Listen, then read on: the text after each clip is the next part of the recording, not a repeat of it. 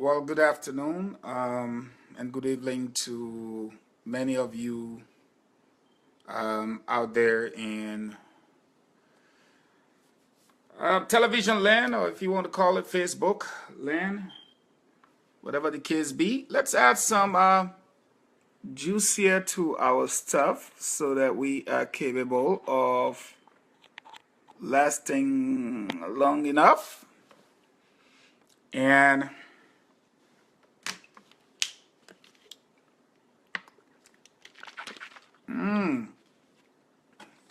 I promised that I was going to go live and discuss a number of issues that I believe are pertinent to our country and us as a people. And I think it is important that we lend our voices. I got a new device. And it looks like I'm appearing upside down. So if that be the case, is there a way we can fashion this thing to kind of change the way we appear? And let's see if that's going to change anything. By the way, if it does, we'll be happy. Because I saw that I was appearing sideways. And so let me make sure we're all set. If you want to share this video with your friends, thank you, Hassan. Thank you, Mr. Kenneth, for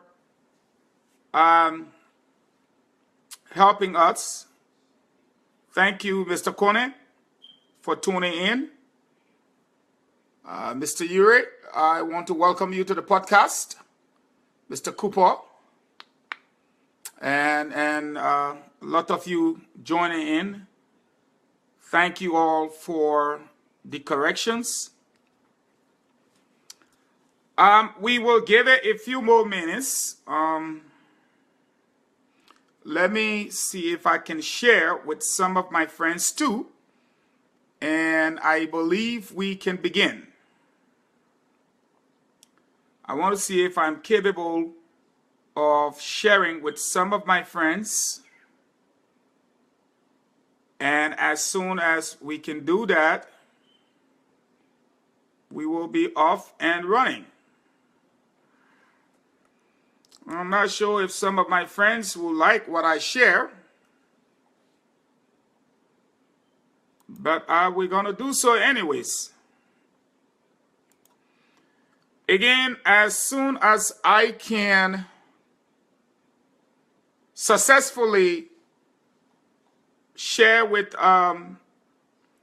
or 4 of my friends, we will begin this all-important discussion. Mr. Dumuya, you're joining me from Hamburg, Germany.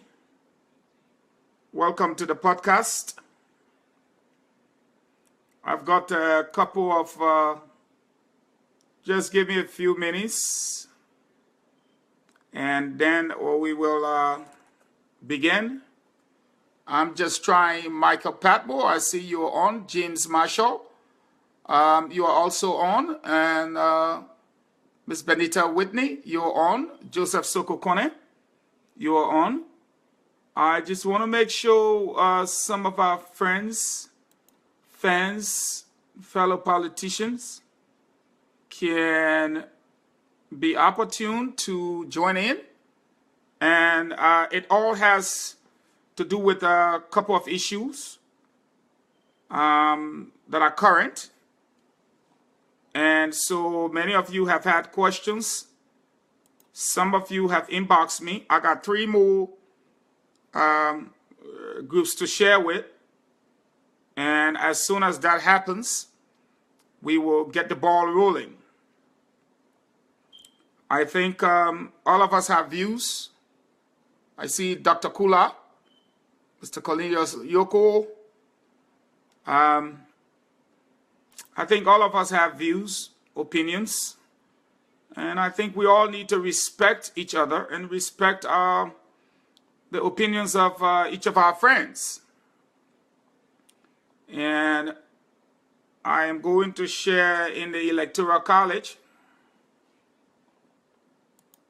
and that of TMZ, and we will keep the ball rolling.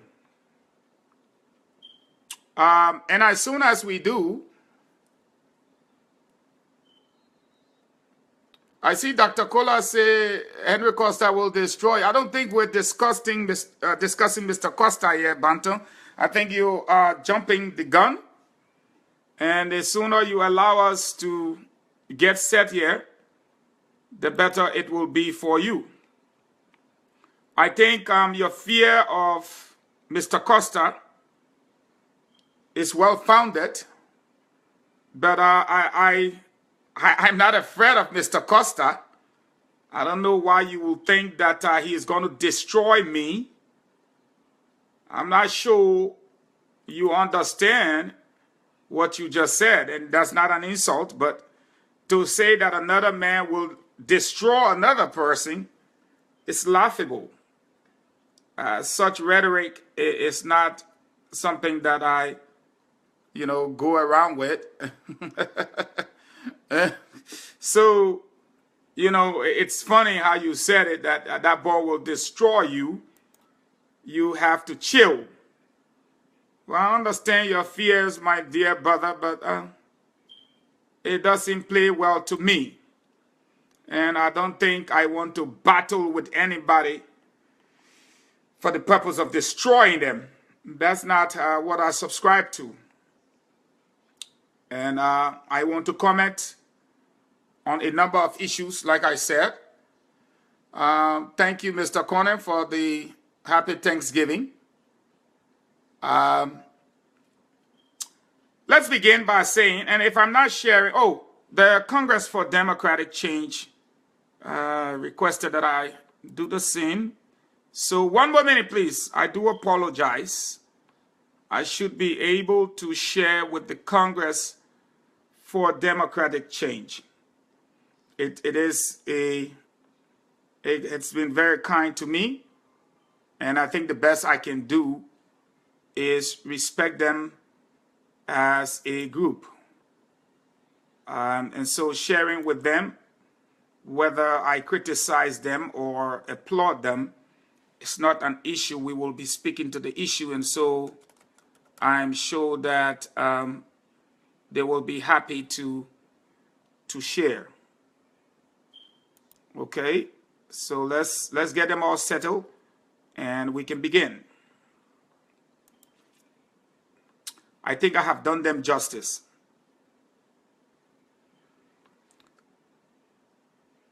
Bantam Kula say just pulling Manle. That's okay.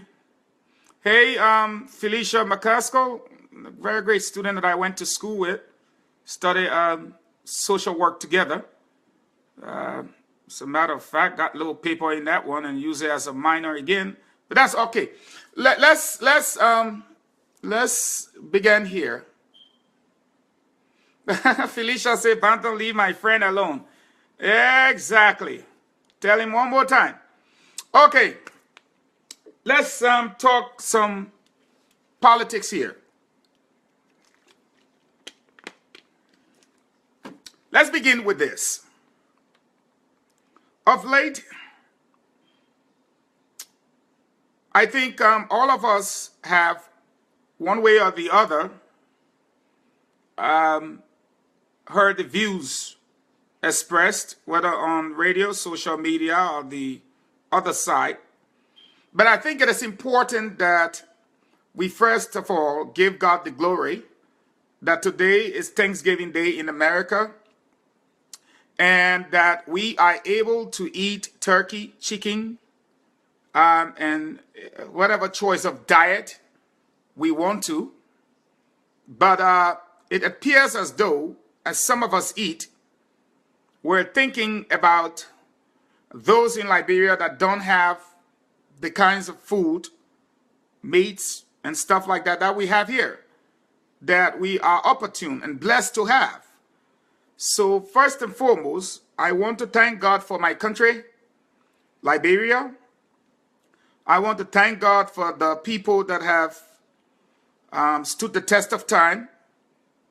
I want to thank God for the numerous blessings that He has bestowed upon us as a nation and as a people, regardless of what our detractors have said and continues to say, and regardless of what some individuals have made the outside world to believe. Regardless of what they have done, our people, though with the illiteracy rate standing at 85% and people living below the poverty belt, they have remained committed and religiously committed to thanking God all the time, whether they are Muslims, Christians, Hindus. They too, on the first Thursday of this month, thank God for everything.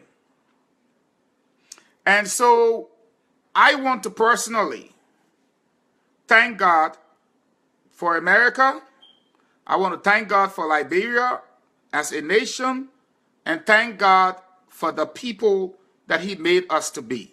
His blessings are so enormous that I sometimes wonder whether He thought about other nations when He created Liberia. And that somehow we live in a world that people make believe that we are this forgotten nation and forgotten people. I don't think so. The last time I checked, I looked for many nations that seem to enjoy the blessings that God has given to my country. And it's very difficult to find any country with almost all of the resources that God laid His hands on, given to them. In my opinion, He gave them some, but He gave my country oil. All. From oil through diamonds, iron ore, rubber, timber, gold, whatever. We have it all. Unfortunately, we are the world's poorest nation. So I start on this note by saying, from my religious background as a Christian, that the Bible is clear to me, and I live by the word of God. He says, and I quote in His word, "In all things gave thanks." So I have a reason to be thankful to God today for my country. Even though I live in America and today is Thanksgiving Day in America, I thank God for America, but I also thank God for my country. Now, in recent times, a lot of stories have come forward, one of which is my withdrawal of the program Liberian Talk from the airwaves due to the lack of funding. I did so in keeping with my values and the expectations of the people who follow us, that the quality of program we deliver and the many people that tune into the program, because the program was very informative, very educational, and very enlightening, that the quality was beginning to dip simply because we lack the appropriate funding. I rather provide quality than to provide quality information. I rather do. That is, provide quality information, information that is authentic, that can be referenced and that can be checked and validated, than to give you quantity of information that not only doesn't make sense, doesn't add up, helps you in a way, waste your time, and mislead my country as it has always been in the past. So, since we've done so, we've had a number of people call, working behind the scenes to provide funding for the program. Let me seize this opportunity to assure you that if the appropriate funding is made available for the program, we will be back on the air better, faster, and much more inclined to do for you what you expect from us like never seen before. We will be able to take the microphones to the people in the marketplaces, in the villages, in the towns, and most importantly, to the forgotten few, or the forgotten majority, if you want to bracket them the way you perceive things. And so we will do that for our people. We will not just only sit in the studio in Moravia or over here in the United States behind our machines and allow them to just call in. The question is, what happened to the woman sitting in the market who for some reason or the other does not have access to a phone? What happened to the old man working in the village tirelessly day after day that have not access to technology and has the opportunity to put his $10 radio up, put his 2 batteries in it, and still listen to the message? Don't they deserve the right to participate? And don't they deserve the right to be given credible information?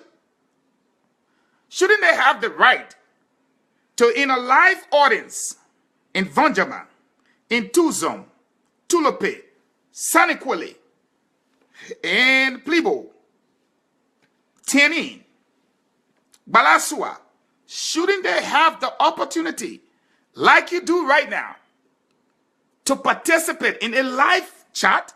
I think they should. I think they should.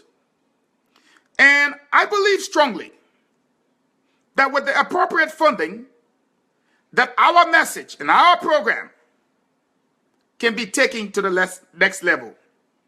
For over 1 year, it seems as though all of us, including myself, have become complacent with what we have. It is not enough to have a laptop that doesn't work. It's not a media laptop. To be lacking microphones, to be lacking printers, to be lacking fax machines. On one occasion, I called the guy in France and I said to him, you actually told us about these logs in the Global Witness report. But it turns out you said certain government officials came and they sold the log for $250,000 according to the GW report in France. Who are these officials? What documentations do you have that you can send me? He said, right now where I am, I don't have access to a scanner and I cannot email it. But what I can do for you is fax these documents to you right away. That couldn't happen. And so I thought for a second, when we make calls in the absence of funds, we pay. I pay almost 100 times as someone would my co-host in Liberia. Yet, we do not get scratch cards. We don't have access to a lot of things. But we have tried for almost a year. We have tried consistently to bring you the program, and you love the program. But at some point in time, we are more of a movement than a political party. We will have to step up. Progress is not defined by your intentions. It is defined by what work you've done and continues to do. Every day we intend, we never get there. So I seized the opportunity to consciously awaken everyone that this program needs and deserves the funding that it needs because it is geared towards the Liberian people. And we are not getting to the Liberian people in totality if we continue to sit in studios and expect Ome Kabakwali to call when he does not even know how to operate a phone. That if we agree that the vast majority of the Liberian people are illiterate, but that they too deserve the right to have a say in the policies that affect their lives, then as educated people, we must be willing to make the sacrifices to reach out to them and allow them to have their say. I have seen of late people purchasing 25 vehicles, 150 motorbikes. But Liberians, let me inform you of one thing on this podcast today. And I want you to challenge me and prove me wrong. You are all mostly aware that these opposition political parties and opposition political leaders are spending tons of money on buying pickup trucks and motorbikes. Let me ask you listening to this podcast today, which will be most effective after listening to the analogy and the comparison I make? The roads are bad. Normally, it will take 3 to 7 days from Morovia to Grand Jide.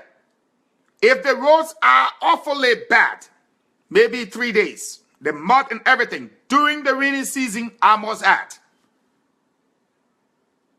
Now, if Mamusu or let's say Sena in Grand Jide contacted someone to make a market table for her for $25, and you had 2 guys on a motorbike riding through the town, one of them holding a PA system and screaming at the top of his voice, "Please come to the center of the town. Honorable Benina Ure is here and like to speak to you all. Honorable Alex Tyler is here, wants to talk to you all. Ambassador George Weah is here and wants to talk to you all," on the PA system. How many people will run from their farms? How many people will leave the capital shop or the mechanic shop or the clinic and run to the town center because the town crier called them to go and listen to Speaker Tyler, Ambassador Weah, Honorable Ure? How many? Just a few. You cannot dismiss them. Just a few. Why? Because they have a contract. They have a work that they're doing. They got to finish that table so that they can make the next one for them to be able to make the next dollar. Because their children have to eat, their children have to go to school, and that's their way of, providing. The question then remains, how many times will those 2 guys get on the motorbike to bring Mr. Ure, Mr. Tyler, Ambassador Weah, Prince Johnson, Mills Jones, Alex Cummings? The question is, how many times will he do that for his party or his movement?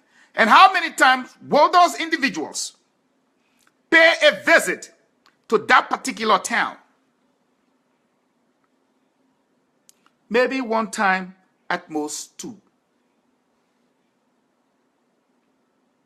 But how many times will old man Kabakwali in his carpenter shop hang his little radio on the nail and listen to what the ALP, the CDC, the LPDP, the NPP, movie, you name it? I don't want to leave anybody out to say, Eugene is stressing on the ALP. This is not about the ALP. How many times will he leave his radio behind? It is the source of information, a source of music for him, a source of entertainment, if you want to put it that way, enlightenment, knowledge. keeping in touch with the reality and day-to-day activities in his country, he will have his radio. And so the cost of one pickup truck in Monrovia, I am told, is between 24 to 26,000 United States dollars. The station we broadcast from has several relay stations. Every day we have to appeal to people to relay our programs or our program Liberian Talk. If all of you listening on social media right now, please go to Google. Google 300 watt or 100 watt transmitter.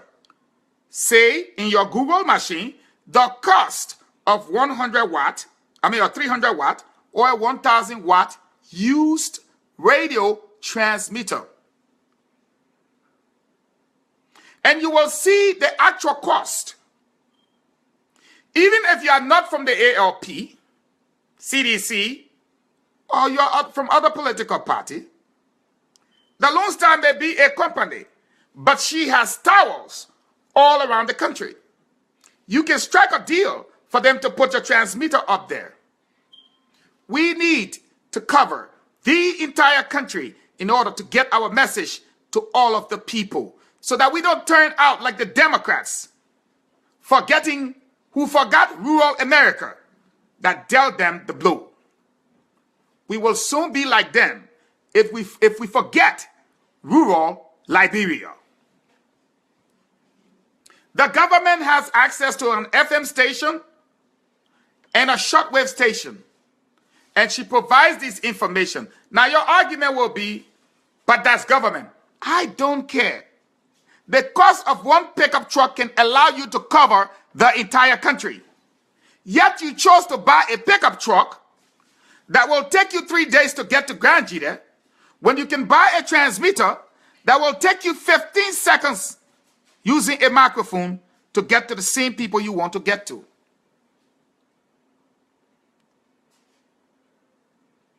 That somehow, let me remind you, your pickup truck will get to a village. It will take, and you will talk to the people in that village. It will take me 15 seconds with my microphone to get to the entire Grand Jide.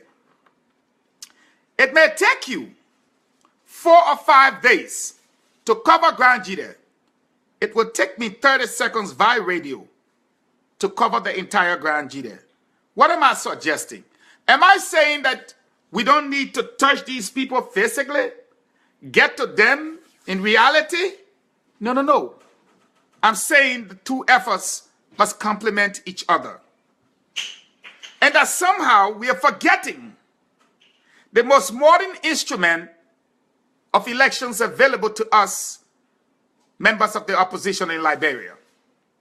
We are not a developed nation. Even though we are not a developed nation, by comparison, the most effective tool in the 21st century in elections happens to be the media. Be it print, electronic, or social media. It does not matter. It happens to be the media. I owe no apology to anyone for shutting down the program. I did so in the interest of you, my many fans, and those of you who support us. People are working behind the scenes to help to provide funding. If we're successful in getting the funds needed, we will be back on the air as soon as possible. And if we get the support that we need, we should be in Erie County in the shortest possible time. We intend to make that happen in 3 to 4 months, collectively or whatever way. Now, Ben and others, Liverpool and Guyman Roberts and others, I want to thank you for tuning in. Normally we're all right. So that's the issue with the program Liberian Talk. As soon as we can get the appropriate funding, we will be back on the air doing better what we do at best. That addresses that issue. Now today I wanted to talk to you on the basis of politics on fanaticism. Let me be clear here. The views I expressed here are my views. Just as other people have the right to their opinion and their views, so does I. Or so do I, sorry. I have that right. And of late, some of you who read on social media, a go-between some members within my party and myself battling over the freedom of expression and the ability to think freely of intimidation and express those opinions in a way that you feel is justified, and that we shouldn't tell people what to write and what they cannot write. While it is true that you can't tell somebody what to write and what they cannot write, it is also fair that when they write, you differ with their views respectfully, without being called insignificant, and that your argument is lazy, and that this is senseless. Too often a time, we tend to see ourselves as better than others. And we tend to portray this idea or attitude, if you want to call it, that people are afraid of us simply because the very people we think are afraid of us are actually people that respect us. There is a fine line between fear and respect. Let me repeat that. There is a fine line between fear and respect. And apparently some of our colleagues and friends seem to think that our respect for them is fear. No, it is not. It is not. There is a fine line. And so often when we respect people and tend to show that respect to them, they turn around and brag and boast to other people that, oh, that man is afraid of me. When I talk, he doesn't talk. When I say this, he doesn't move. No, his respect for you is being misconstrued. It's been misinterpreted. And sometimes when people are afraid of us because of the way we talk, the way we address people, the way we insult people, demean them, put them down, they're so afraid, they're so intimidated. We brag that they respect us. No, they don't respect us. They are afraid of us. And that is nothing to brag about. Because when you do, it puts you in the category of a bully. But there are some of us who will give you the respect when you deserve it and will take it from you when you don't deserve it any longer. And there are some of us that don't have any fear other than the fear of God and the fear to do wrong. And that accounts for why we are who we are today. Let me give you an example, and a very strong one. I respect Honorable Benin Ayure. I am not afraid of him. I need to repeat that. I respect Honorable Benin Ayure, but I am not afraid of him. the second point I want to make is that my loyalty is to my country, not to an individual. My loyalty is to my country, not to an individual. My country is far more valued than one person, be it Ellen Johnson Sirleaf, Benin Ayure, Bromskin, George Weah. You see, I'm calling them straight by names. Because what the mistake we make all the time is to take the individuals and place them above our national interest. And when we do that, then the individual sees himself as a god. And then we become worshippers. And when we fail to worship, it becomes a sin. And when it becomes a sin, we are punished. Fortunately for us, we have no gods on earth that I know of.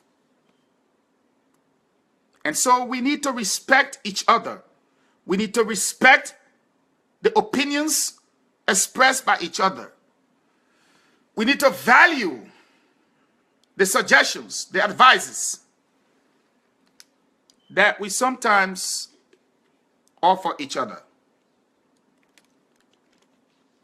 And so I need to address the issue that went on between Mr. Costa and I. And let me be clear here. It is not unusual for fights to occur within a party. We just saw that in the Republican Party. The establishment did not like Donald Trump, and Donald Trump did not like the establishment. It is not uncommon. It's not unusual. In this case, we must be clear. Mr. Costa has made his point clear over and over again that he is not a partisan of the ALP. He is not a member. But that he supports the candidacy of Honorable Benin Ayure. Let us be clear. Once a person tells you that I am not a member of this political party, but I support the candidacy of your leader, it means he has not yet bought into the political ideology, or for some reason does not subscribe to that ideology or platform or whatever you want to call it of the party. Or if he does, then probably his profession is stopping him or something of that nature. Our people say, how can you eat the dog head and say you don't like what's in the ear? But that is not the case. Mr. Costa is not saying he does not like the ALP. He is not saying that they have the wrong ideology. No, that's not what he is saying. What Mr. Costa has consistently said and continues to say is that he is not a member of the ALP, but that he supports the candidacy of Benin Ayure. Something that we welcome very much. The All Liberian Party, by its nomenclature, is clear. It is the All Liberian Party. It's not limited to one group of people or a family or someone with a connection to the Ure. It is a party for all. Now, having said that, I think it is important for us to recognize that we have friends within the opposition, and we have people that are regime collaborators. We may differ with our friends on the issues. But there is one thing that we must be clear about, that we cannot, even if we want to, we can't. We cannot differ on the fact that we are members of the opposition. And so those that seem not to be headed in the direction that we are headed, we have a political responsibility to market our ideologies to them, our platform, our policies. It's like you are in a marketplace, you have to go and sell. Instead, it is not in our interest to have several fronts in the pursuit of bringing relief to our people. And so one day we are in a battle with the Unity Party. The other day we're in a battle with the regime collaborators. The next day we're in a battle with George Weah and the CDC. The following day we're in a battle with Jua Howard Taylor and the NPP, or Speaker Tyler and the LPDP. Sooner or later, we will be the one party that will have attacks coming from more than 10 different front lines. And instead of being on the offensive, we will be on the defensive. That is not a smart move. Sometimes you bring your enemies closer so you piss on them in politics. I'm sorry, but that's what you do. And sometimes you keep them farther. But in order to do that, you must identify who are your friends and who are your enemies. In this case, I believe that I can respectfully disagree with Mr. Costa on his targeting the political leader of the Coalition for Democratic Change. Again, let me repeat. I have the right to respectfully disagree with his attacks on Mr. Weah consistently. It needs to stop. We in the ARP are not running against Mr. Weah. And Mr. Costa have made it clear that he is not a member of the ARP. But his actions normally draws retaliatory measures of disproportionate force to the ARP. His support for Mr. Uri is great. But then when you do things to the CDC, I don't know whether I should refer to them as the Congress for Democratic Change or the Coalition for Democratic Change. But if you target these people, is what I'm trying to say, and you go after them maybe one time, two times, it's understandable. But when you do so consistently, it makes it appear as though that it's ARP versus CDC and not Costa versus CDC. I hope someone is understanding where I'm coming from. And when that happens, you draw a front line between the ARP and the CDC. What I see as a political scientist, you stand to gain in terms of your ratings. The damage that you do is what you don't see. You not only create fear in these people of dealing with the ALP, you make it appear as though the ALP is in a battle with them, as opposed to it's me, Costa, looking for ratings or appeasing my fan base.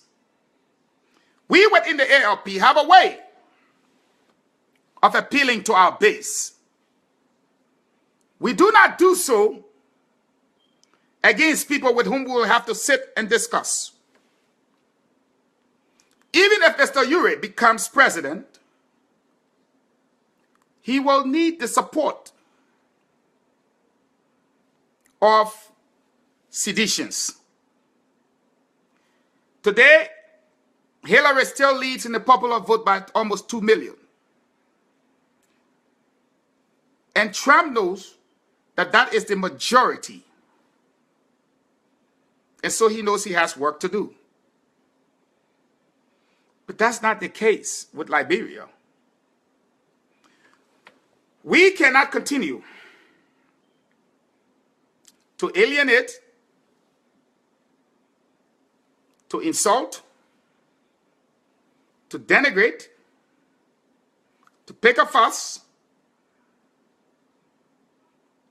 and to somehow destructively engage our colleagues on the same side of the fence and expect that somehow later on they will have the trust, the confidence, and the love to sit down and do business with us. That is not going to happen. And we have said it consistently that, Mr. Costa, we embrace your support for our party leader, but that you need to have a line. And I respectfully disagree with him today, tomorrow, and even 20 years to come from now. That is my position. And my position is not born out of perception.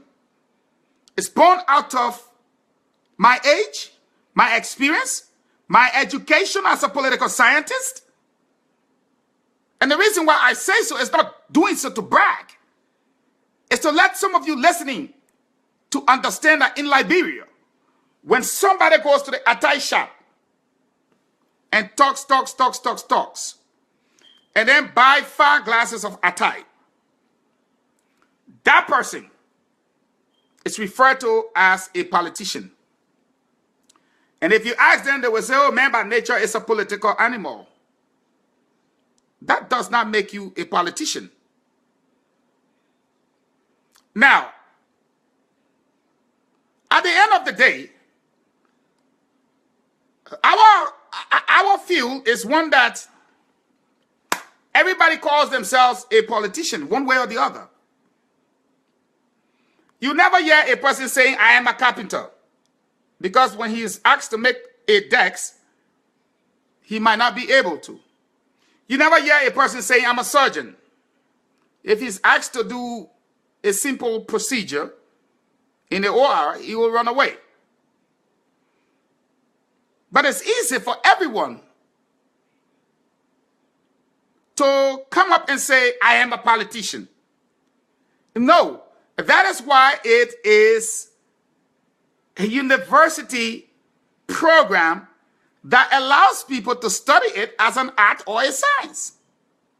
The same way doctors go to school, lawyers go to school, social workers go to school. And so we go to school to understand it, to know it, to live it, to, if possible, eat it. And so every time you call upon a friend and say, this is not well, people tend to see it differently. We battle within our party because, you know what? Our party is not one source or one direction. The policies that will affect your lives tomorrow are those policies we'll put on the table. And we will ask the question in the room. Is it good enough for our people? And don't expect everybody to say, yes. It's like praying and everybody say, in Jesus' name, amen. No, no, no. So I, respectfully, as a member of the ALP, I have made that clear that Mr. Costa has said consistently that he is not a member of the ALP, but that he supports the candidacy of Benina Ure. For whatever reason he is chosen, that's fine with me. But I believe his actions are counterproductive to the progress of the ALP. Let me repeat that for the record. His actions are counterproductive to the progress of the ALP. And I don't care what anyone thinks. We cannot continue to reach out to people if our format is to denigrate them, insult them, say negative things about them, and then all of a sudden say we want to talk to you. Come and sit with us. No, no, no. They will be afraid. Secondly, they wouldn't want to do business with us. They think that the views expressed are those representatives of our party views. Of course, they are not. Or else I wouldn't be there. Let's be clear. I wouldn't be there. And so, when that happens, all of you come up against the ALP. And then instead of us focusing on education, on healthcare, on national security, on the agro-based economy that we say we want to bring to you, and move away from the extractive industry, we can't. We are on the defensive. And the reason for that is what brings me to what I told you on Facebook today, fanaticism. Costa got her fans. George, we are on a fan. I don't know if I should say can swallow or eat Costa on a fans, or probably this guy is a football icon. How many people around the world listen to the Costa show or the Liberian talk? No. So obviously, he has got more fans than Henry Costa. And Costa does a good job with his radio and his fans. But there can be no comparison between the fans of Costa and that of George Weah internationally. Nationally, there can be no comparison. So I don't think it is wrong for Mr. Costa to engage Mr. Weah. But I think it is wrong to consistently berate, denigrate, and insult this brother. I'm being factual. I'm being serious. Because what it does for people like me who want to reach out to his fans, there is a difference between a fan and a partisan. I am a fan of George Weah. He plays soccer best for me. Am I a partisan of the CDC? Hell no. Am I a supporter of the CDC? Hell no. Do I support George Weah's political ambition? Hell no. That's why I'm in the ALP. Can I convert George Weah to the ALP? Yes. Can George Weah convert me over to the CDC? Yes. But as it stands, no. But am I a fan of George Weah? Yes, I am. So there are several people that are fans of George Weah, but are not political supporters or partisans. And if we continue to make this thing about fanaticism, where Costa and his fans will be allowed to go after Weah, then Weah fans will come after Costa fans. But it is not football. It is not the English fans trying to beat up the French fans. No, it's politics. Costa does not have his own political party. Costa is not a member of the ALP. Costa supports our political leader, which is a good thing. And so at the end of the day, those fans of George Weah, who look like some herd, will come with a stampede over the ALP, not because they support George Weah's political ambition, but because the emotional connection between his service to the country in terms of football and the connection between his contribution to the game as an icon could lead us down a very dangerous political path as a party. That is what led me to this point to call Mr. Costa out. Because I am a member of the ALP. And I am a political scientist, one who spent his years studying. I see the danger. It's there. And if we're not careful, we're doomed. Someone needs to understand that. I care less who's listening. Someone needs to understand that. The people who you think voted for Donald Trump, let me speak some political language to you, did not vote for Donald Trump. They voted against Hillary Clinton. That's a new thing in politics now. So if we are not careful, it's not that people don't want to vote for Benin Ayure or the ALP. They may not like George Weah, but because of an attitude, they will vote against that attitude. And I could go on, but again, let me be clear. We need to focus on the prize and not the pride. We need to quit the complaining and start campaigning. We need to shift from the blame game and the name game to the real game, which is the elections. We need to translate the people we're talking to, the language we're speaking, into votes. And that is not going to come if we continue to demonize some of the people that we ought to be working with for our success tomorrow.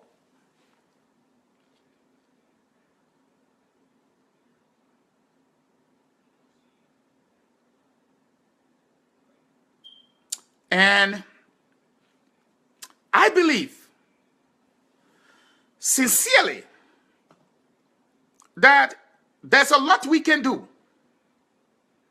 I don't need to be on the radio. I was never a broadcast personality. I'm not a radio person. I didn't go to school for journalism. I respect what they do. I do. I really do have respect for them. But I am a politician. And if you think for any reason that you are engaging George Weah, then you must be careful. Because he too has fans just like you. The difference is it's not a soccer game. It's the game of politics. It is a dirty game. So at the end of the day, when you make it appear like it's you versus him, it's just you. So when people think that you are speaking for my party, they're going to come with a stampede on my party. And those people that are coming are not George Weah's partisans from the CDC. They are not just his supporters. They are also his fans, his supporters, even the international actors, like the Prince of Monaco, and some of the people he has met before, will begin to say, these people don't like my friend. But I believe if we focus on the issues that confront us as a party and as a people, whether you are Costa, Eugene, or Nathaniel Diba, it don't matter. We can attack the issues together and solve the issue. And so, one is asking now, Mr. Fangon, what is it specifically that drew you to this point? Of late, the guy who put Charles Taylor away came up and said he put him away for 50 years. And he gave the circumstances. Maybe many of you have not watched the video. I've watched the video. I have it in my archive on what led to the arrest of Charles Taylor, how he was arrested, how they told Ellen Johnson Sirleaf right in the United States that she couldn't meet a certain congressman, and that they wouldn't help her unless she writes a letter to Obasanjo asking him to release Charles Taylor. At first, she was hesitant. She was very hesitant. When they told her nothing would happen, she looked around and she reluctantly wrote the letter. Well, when Obasanjo arrived, he landed in the United States. They told him that you got the letter from Ellen Johnson Sirleaf. He said yes. According to Alan White, the same Alan White. And they said, okay, until you tell us where he is so that we can get a hold of him, you will not see any official of government here, and President Bush is not willing to meet with you. And so when he did, they gave Madam President Ellen $50 million, according to Alan White. I have the video. I don't tell you things that I don't know about, okay? And I don't tell you things that will make you suffer. They gave Madam President $50 million. In essence, one can say that she sold Taylor for $50 million. That's up to you. But she got $50 million. Now, for Alan White to come out and say that as far as he is concerned, there are only two presidential candidates that seem to be listening to the Liberian people. Restorative and retributive justice, whatever he calls it, based on the recommendation of the TRC. As far as he's concerned, only Joseph Boakai and Benin Ayure support such. That was a headline for my party to run with.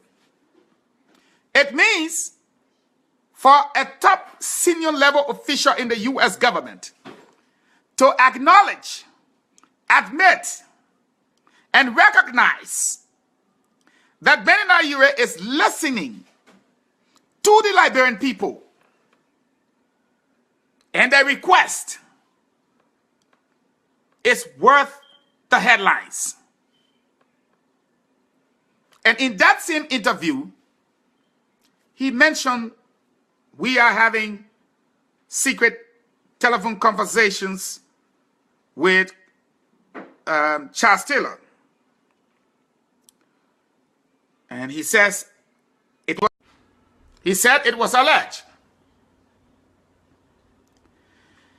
And so what happened is this.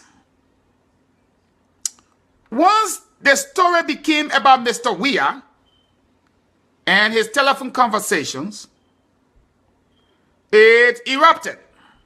From a critical thinking standpoint, someone would sit down and say, okay, telephone conversation. Is it on the pressing phone or somebody slide a cell phone in the place to him? And if for any reason they know that they had this conversation, it means that they have, there's a terminology for it, the tape, the recording, or transcript is the word I'm looking for. It means that they have a transcript. And they should be able to give us more details. So as you can see, that is kind of skinty. That is kind of iffy.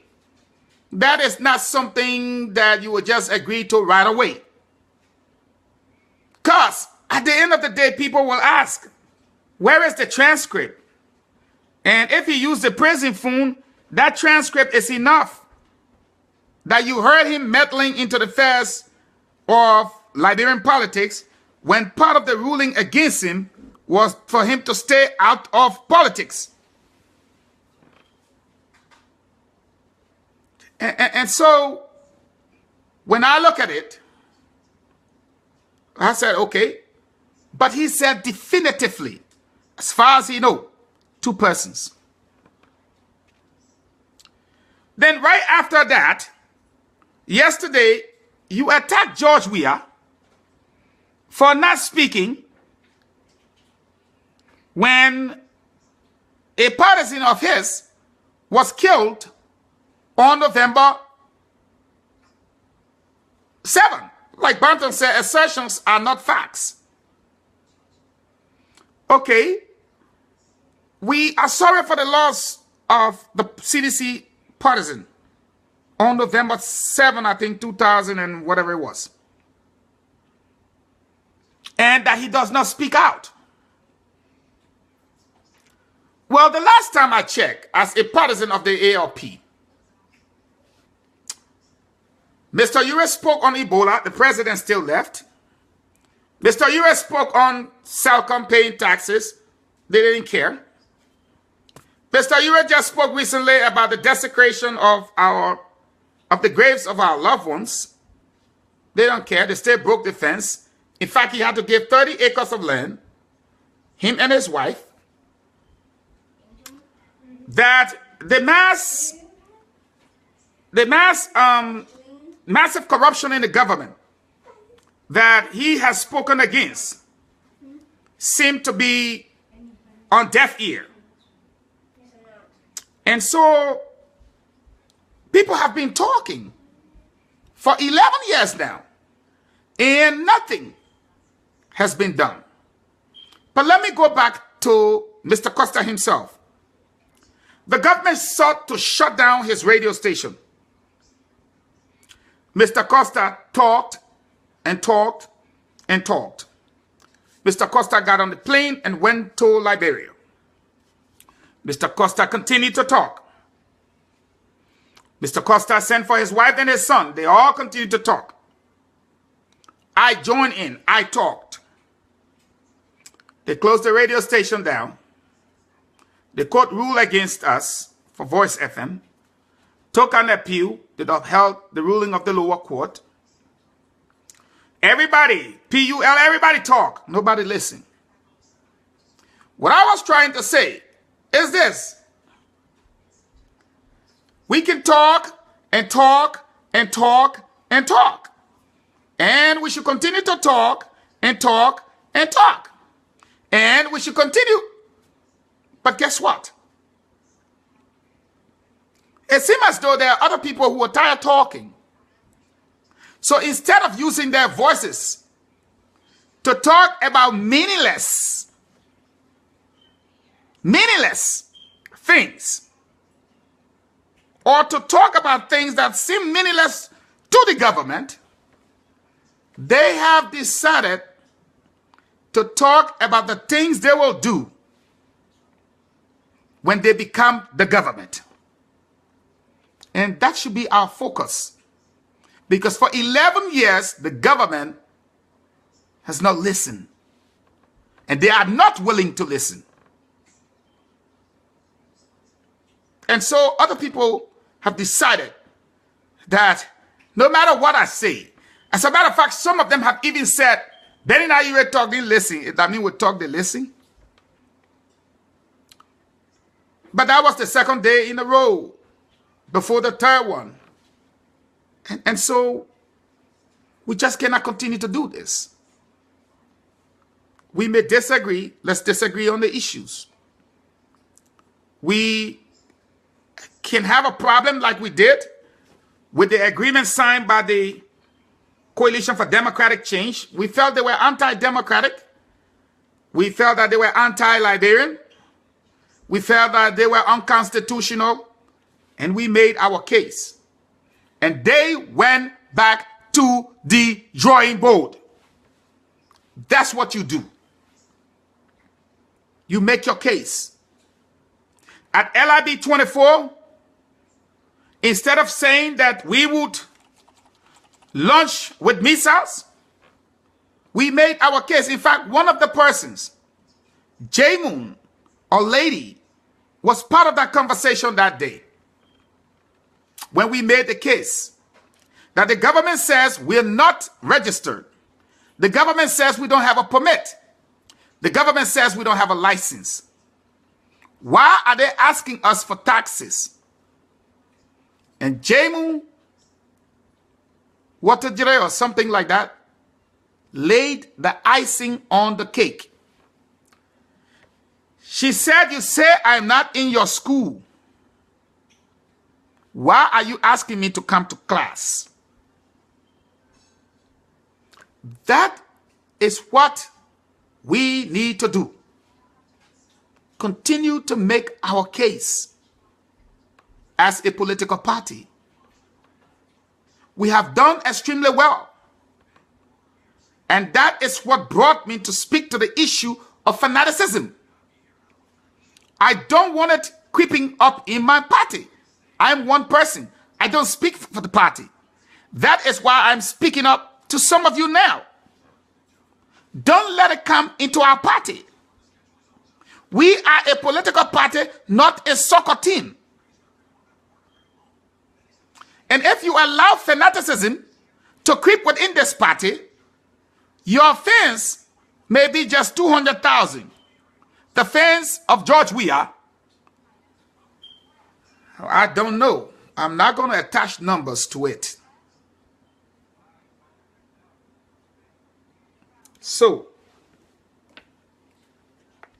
that is the issue that I wanted to talk about, that I felt compelled to talk about. Fanaticism.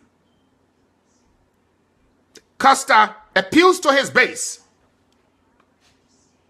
But when you attack Mr. Weah, you have no base that is political. What you have is a fan base of a radio talk show. And so when the stampede comes, we are told, defend it. Say something. I'm not sure that that's the way to go. And it is on that note that I respectfully disagree with Mr. Costa on the way and manner he is going about his activities relative to our friends in the opposition. And when I say our friends, I'm not talking about Liberty Party, please. Our friends in the opposition. We must begin to show some respect. We must begin to recognize them. We must respectfully disagree. To agree or agree to disagree. Our focus should be on the issues rather than the individual. Our priorities must be set to the price of political capital so that we can use it in the interest of the people as opposed to the politician. Last but not the least, this is what we need to do as a people, as a nation, to respectfully disagree without name calling. I stand by what I say here today. I strongly disagree. That is my position. And I have given you reasons why sufficiently enough. And I felt obliged as a member of the party simply because if Mr. Costa is allowed to continue to do this without being stopped, then I should be allowed to do this without being checked. That is the beauty of democracy. That is indeed the beauty of democracy. And so, I believe together we can work. As a party, we've demonstrated some high degree of maturity. We need to continue. But it is important that just as you see my hand, I draw a line between fanaticism creeping in our party that must not be allowed to do that, because this is a political party. We're talking about a country here. We're serious. Our country is not Liberian talk or voice of the voiceless. It is a country. And the views that we express are normally our own. And sometimes when the fire comes back, we're on our own. But we have to be careful. Because at the end of the day, if we continue to alienate our friends now When we need them tomorrow, they will not be there. I leave you with this piece of advice. What will happen if we continue down this path? And the ALP is one of those parties to go against the Unity Party in a second round scenario. Let me ask this question. Be honest with yourself. What would happen? Do you think the LPDP, the CDC, and the NPP, along with other parties, do you think they will then merge, coalesce, join, whatever word you want to use? It's up to you. If we continue like this, I didn't say if we stop in July, August, September, no. If we continue down this path, do you think when we face the Unity Party and the regime collaborators in a second round tussle, do you think that we will earn their respect, their sympathy, and their collaboration?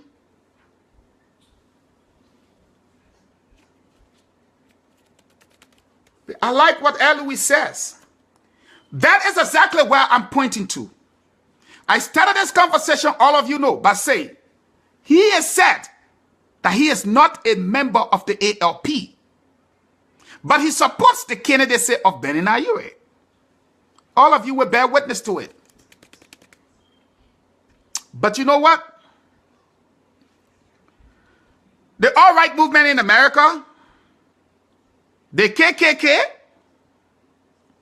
Breitbart, they are all not members of the Conservative Party, the Republican Party. They got their own little groups. But they come up all the time, Eloise. When they make their comments, the leaders goes and disavow them. Or sometimes repudiate them. Or sometimes tell them, whoa, I know you support me, but let's not go there. That is exactly what makes me a politician. Because I know how it should be done. I've been taught well. I've been schooled well. That every time these things happen, we tend to sweep it under the carpet. But when you support my political leader, then you must espouse and subscribe to those things that he stands for, that he believes in, that let alone the party ideology brings forth to the table. But if we continue to sit as members of the ALP and allow an individual to do things that are unacceptable only because he supports our political leader, that is a dangerous precedence. Very dangerous. And politically, it is suicidal. Because it hurts more than it helps. It is one thing to give the party 10,000 partisans. It is quite another to run off 100,000 partisans. We are on a slippery slope.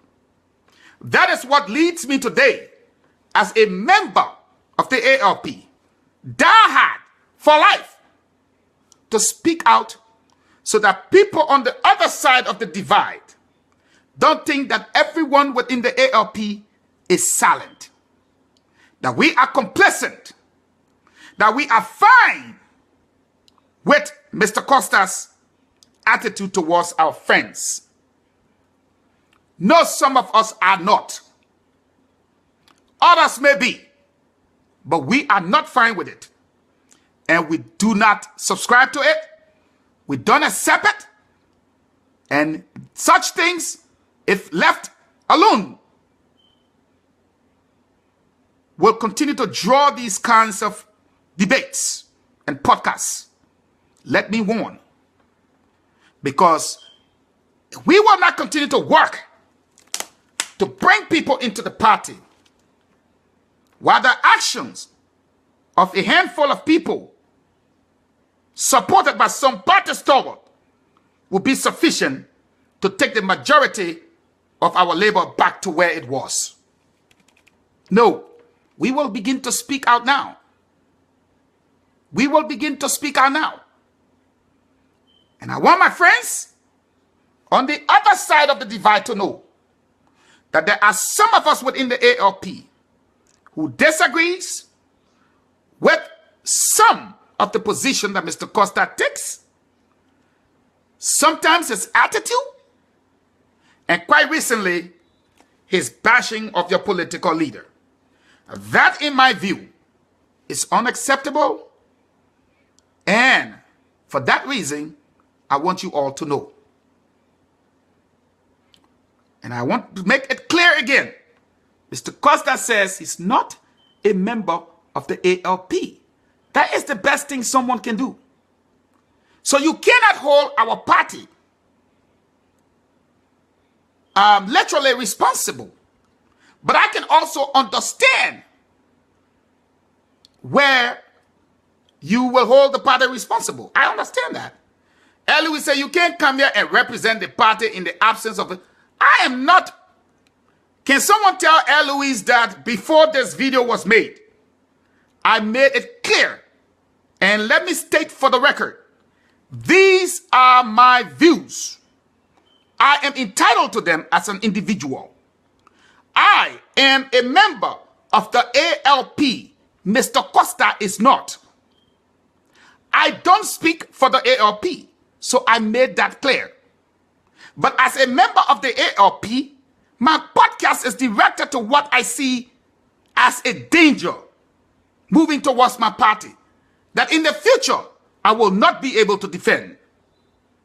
Not because I won't be able to, but because I will choose not to. That's my point. I don't speak for the party. I'm speaking as an individual member of the party. I think it is dangerous. You have watched television in the United States, the alt-right movement, the KKK, Breitbart. I don't need to continue. These people support Donald Trump. But if their actions are not consistent with real politics, people call them out.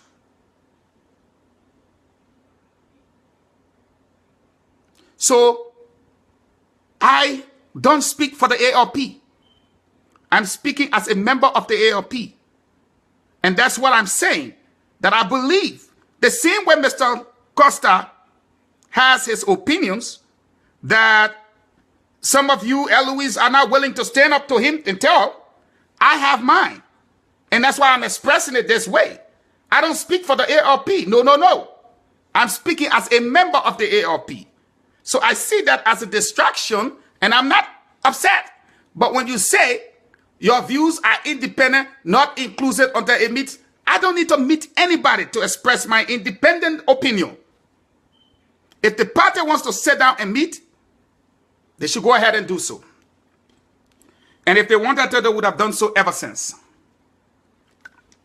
I think that is exactly why I'm on my own.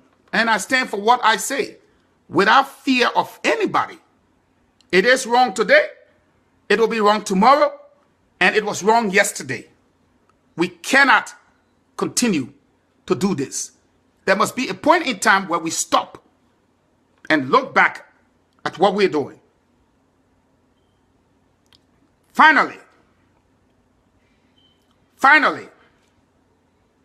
I have spoken on two issues. The closure of the radio station, the radio program, temporary removal, whatever you want to call it, due to the lack of funding. The danger of fanaticism creeping in our ALP party that I see. Again, those are my views. And finally, to many of you members of the ALP, I believe that we look good for now politically, that we are the party of the future. That is exactly why we can disagree to agree or agree to disagree. That is why we even now have this intra-party fight, the battle to weed out fanatics. In other political parties, they fight to weed out extremists. We are fighting to weed out fanaticism. This is not a football club. It's a political party. And so, having said that, it is important that we come together and focus on the big picture. We need to tell the Liberian people what we have in store for them as a political party, as it relates to healthcare, as it relates to education, as it relates to national security, so forth and so on. We cannot, or we can no longer allow ourselves to be distracted. It is one thing to come up and tell everybody who stole 1.6 million, where the 600,000 got missing from, to talk about the 300,000 involving Geraldine Doe Sharif and whoever. You want to talk about all of those things? Fair game for you.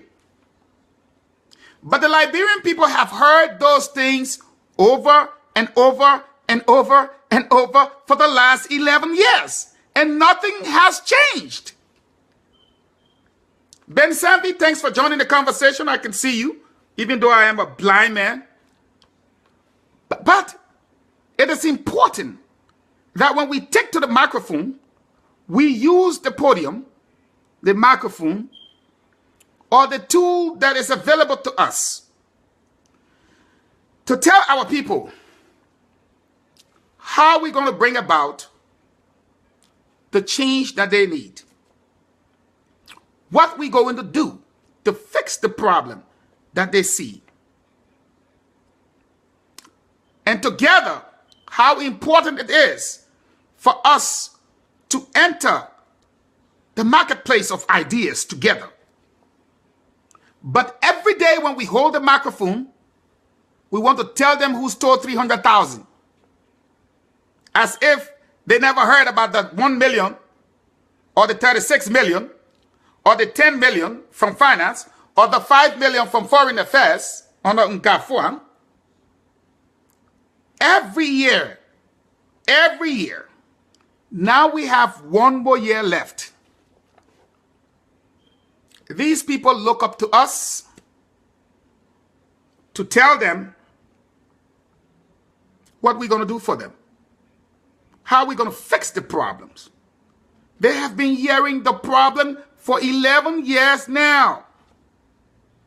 What sort of political party are you when every day you open your mouth, it's about a complaint, not a solution? Tomorrow we will hear about the 1.6 million.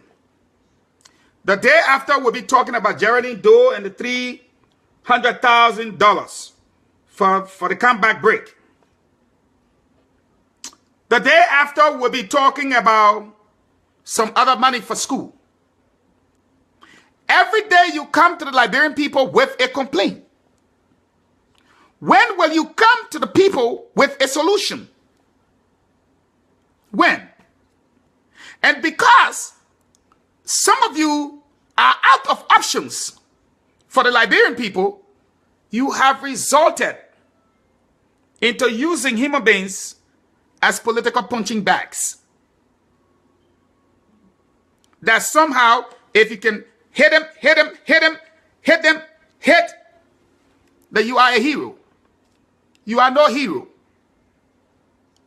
It's time for us to offer solutions to the problems that confronts our people. Not to come every day and say Ben Sanvi is a thief, and that Ben Sanvi is a young guy who is stupid, Ben Sanvi is an idiot. Yeah, that's all fine. How does that put food on the table for the average citizen? How does that help the next child with whooping cough?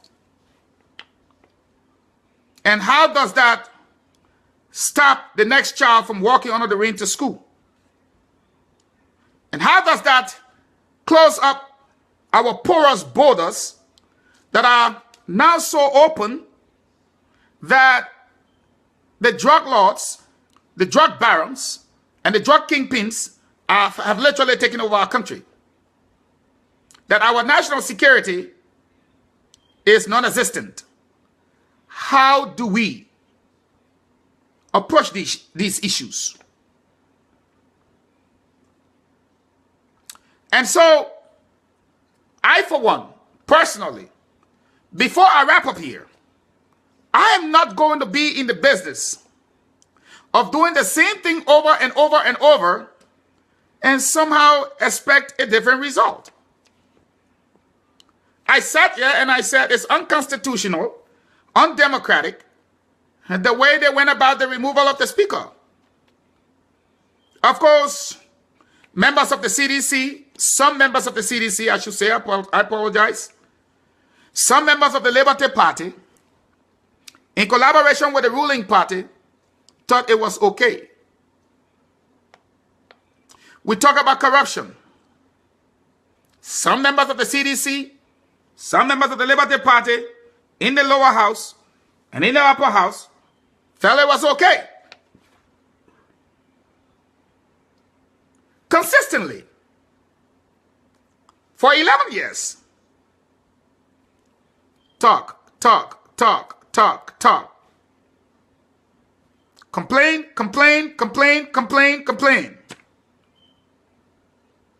It's time to offer solutions.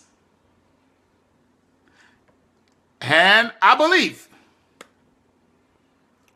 that if we do that, we have a path to the presidency. If we don't, we will wind up like the Democrats. We will be the ones criticizing, and like the Democrats, and the coalition or our partners on the other side, like the Republicans, would be the ones strategizing and implementing. We will be the one beating on our opponents so ferociously that we will forget to watch our backs. And that is when the ruling establishment will deal us the blow. With that said, to some of you, my ALP friends, brothers, and fellow partisans, we need to reset our mindset by refocusing on those things that are important to bring about socio-economic and political growth to the people of Liberia. Normally, everybody says socio-economic and political growth. And somehow, very few people understand what it means in fact. And for the most part, very few people understand what socio-economic means. The bulk of the people does not even understand what political development means. But I know together, we can make great things for our country. And let me land by saying, Colin Powell is one man I have respect for. He places national interest above his personal interest. And as a member of the Republican Party and a true conservative, he has voted 3 electoral cycles in a row for Democrats. Let me warn, I may be a member of the ALP for life, but my loyalty is not to an individual or a political party.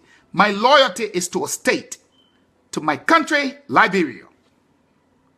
And if my party chooses to go down the dark alley, I am not going with my party. I will wait for them to come back. Because the idea of jumping from one party to the other doesn't make sense. I'm not jumping anywhere. But if need be, I will support another party over my party if my party is not ready to meet national challenges. That is where I stand. But for now, I still believe we have chance. I still believe that there is hope. I still believe we got time. We need to start working much more effectively and efficiently. We need to step up our game. If there's any question or any concern, let me take the next 5 minutes to address them before I leave.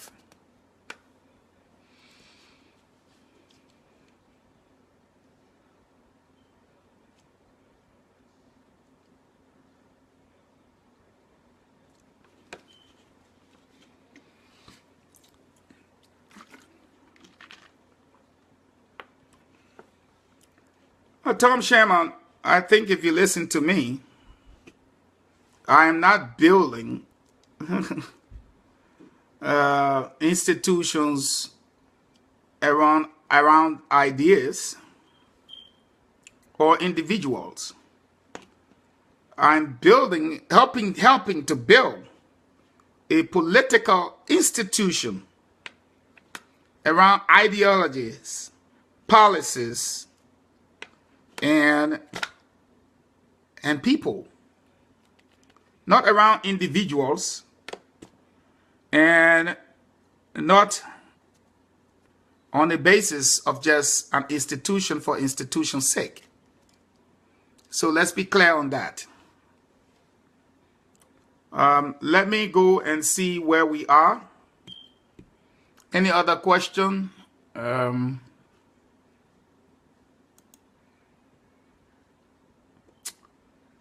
Hopefully, we got a couple of more minutes.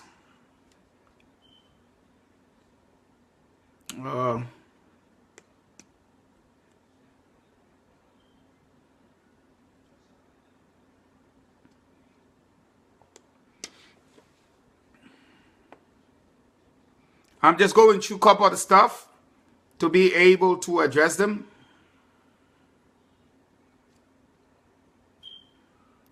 Emmanuel Sapolucia, if I mispronounce your name, permit, I'm sorry, says he doesn't listen to Costa because my views is that he is very rude and noted for insulting everyone regardless of age or status in society. Mr. Emmanuel, you are entitled to your views just as anyone else. And so I'm not going to argue with you. You say Mr. Ure might differ with you when it comes to Costa. So be it. Mr. Ure has the right to differ with me. I am differing with Costa right now. And I think it's healthy for our democracy. It is not a party of say so one, say so all. You know, or else tomorrow the policy will come about where we're going to cut your baby finger off because you're more than 4 feet tall. And that is not something that's going to work with me. I don't think it's going to work with Mr. Costa. I don't think it's going to work with Mr. Ure either. But that's the kind of things that's the kind of thing you will see coming forward. And we all just cannot agree. We will disagree respectfully, and that's the way to go about it. Kathy says, very sound analysis. Mr. Kenneth says, so true. Understandable. And let me pick.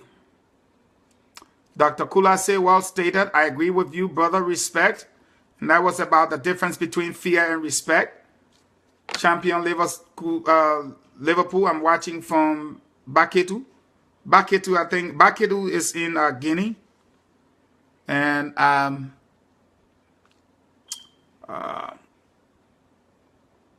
so many other people. Well, let me thank you all for being part of this podcast. Many of you don't have an opinion, a question, or a concern. Let me go back up to the top of my table and see if there is any. It's a long list. I just kind of jump in between here and there.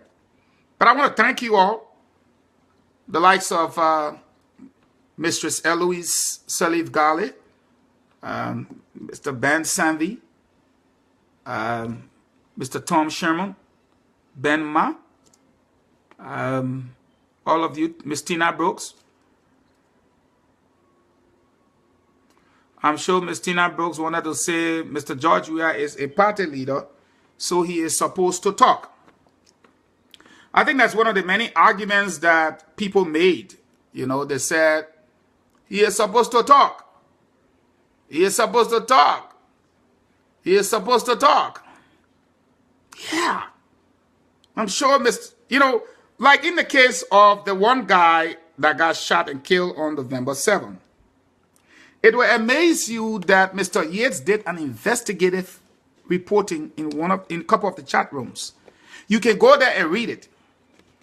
And one of the names mentioned in the report, surprisingly, came up and went to that post and commented on that post, disproving what Mr. Costa wrote and disagreeing with Mr. Costa. That's the beauty of democracy. And he concluded by sending Mr. Costa back to do his research again. I don't want to get into the frail of those guys, but that tells you that Liberia is different. And what is the alternative to exposing corrupt officials in Liberia? That's, Mrs. Gali said, what is the alternative to exposing corrupt officials in Liberia? Well, in my very honest answer, I have had the privilege and opportunity to listen to corruption being exposed, but the issue of exposing corrupt officials remains one that is yet to be seen. And I'm sure many people will agree with me, because one or two will not suffice for the probably 300,000 that have been corrupt so far. So, talking about the alternative to exposing corrupt officials, it's one of those things you find yourself between the rock and the hard place. Because what would be the alternative to exposing corrupt officials rather than keeping them corrupt or cover up? That's the alternative, to cover them up. And that's not something we want. And what we really need, which is exposing them, it's not happening. And that's why we need a government that has the will and that is ready on day one to expose these individuals for who they are and to make sure that they are dealt with in keeping with law. And that's where we need to go. But the alternative to exposing them, and I think she says, in the absence of talking about it, though, well, is to build institutions that somehow provides policies that work. And I think we do have institutions that we don't need to even talk about it, that are there to make sure we don't make the noise that we're making now, but that somehow these institutions are overlooked and in most cases are rendered non-functional by the very people that are supposed to be supporting them. That is a major problem. You have, for example, Ellen Johnson Sirleaf had Robert Salif at NoCal, at the time when the oil bust money was coming in like rain falling. She promoted Charles Salif because he's always been at the central bank as deputy central bank governor. So we have the money coming from the oil sector to her son, Robert Salif. And you always need a bank or a suitcase, no matter what, you want to paint it to look like, to put monies in.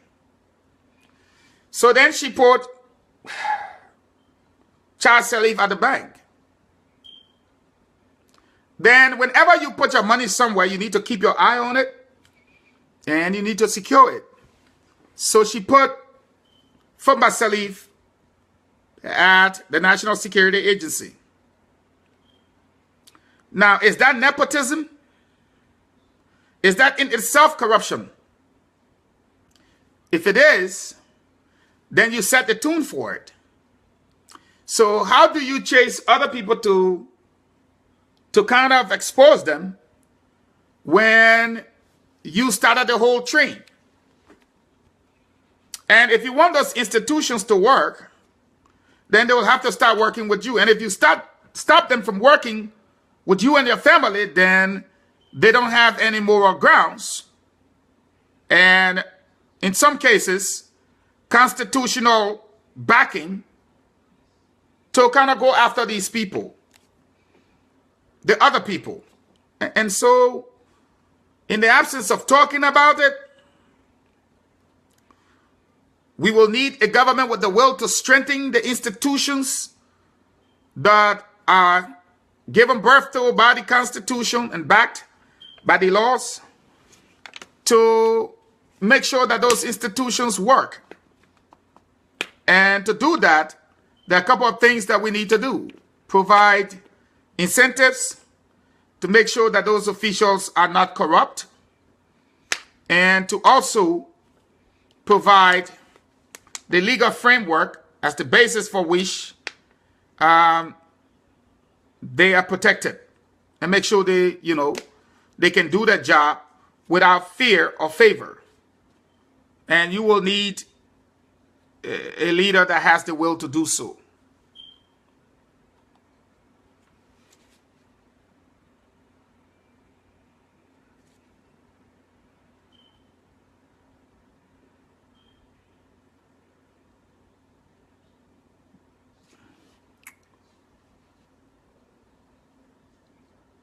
Well, again, Sister Eloise, let's go back to some of the people that have been indicted over and over again. This is the second time Fumba, for example, has come under the spotlight.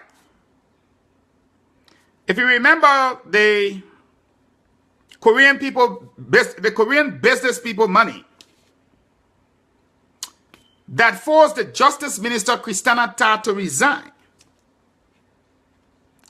Then later on, we come over to the Global Witness report that indicted Fumba Salif again. We can't stop talking due to the inaction of government. I will not be one of those to say that we should stop talking, because we are even talking now. But I am saying again, when we talk about corruption, we're talking about an issue. We're talking about the government. And if need be, we'll signal out our opponents on the other side of the divide. But when we hold this kind of discussion, and the purpose behind it is to denigrate, insult, or sort of beat on our friends that we may need tomorrow, consistently, not just periodically, consistently, then that is not talking. That is actually, in my view, bullying. Politically, and I'm being honest. that somehow you're going to bully them into submission and have them follow you. No, there are two things that's going to happen. They either be afraid to do business with you, or they be angry to the extent where their actions will be counterproductive in every way, shape, and form. Frank Waluba, I believe the absolute alternative of exposing corrupt officials in Liberia is immediately remove them from office. My rationale here is that the corrupt officials are always being exposed, but still remain in office. Again, I think you have a point, because every day we come here, we talk about this person, that person, that person. So on the personal level, on the individual level, we are exposing them. But from the governmental standpoint, or the political arena standpoint, you say they always remain in office. That shows that we do not have the will as a country or as a government to, like Eloise says, prosecute those people, that to hold them responsible for their actions. In most cases, to retrieve those items that will tend to benefit our country, especially in the case of the monies. And so I think we can do better. I think we can do better. And that's part of the reason why I don't want us to engage our friends in a negative way, because I think the Americans are sensing that the ALP is going to wind up in the second round against the Unity Party. And if that happens, we will need our friends. And if we alienate them now and continue to do so, then when we need them in the second round, they will not come forward. They will either be afraid, or they will use their votes as a retaliatory measure against what we do.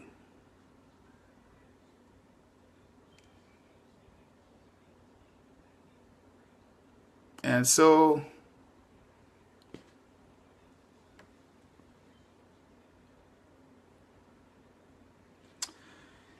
I would like to say happy Thanksgiving once again. We will be back here tomorrow, God's willing, to talk about our country, Liberia. Then I will take on the other political issues. Do have a pleasant good night. Thank all of you for, let me thank all of you for tuning in.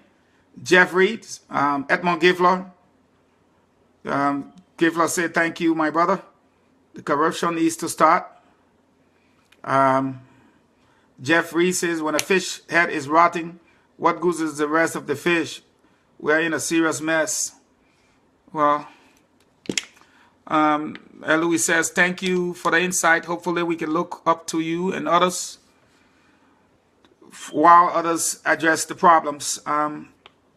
Again, if privileged to get back on the radio anytime soon, we will be addressing some of these problems and trying to find solutions to them as a party or a partisan.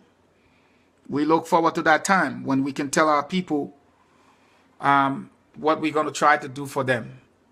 I think that is the way forward. That is the way we're going to get votes. Thank you for tuning in. God bless you all.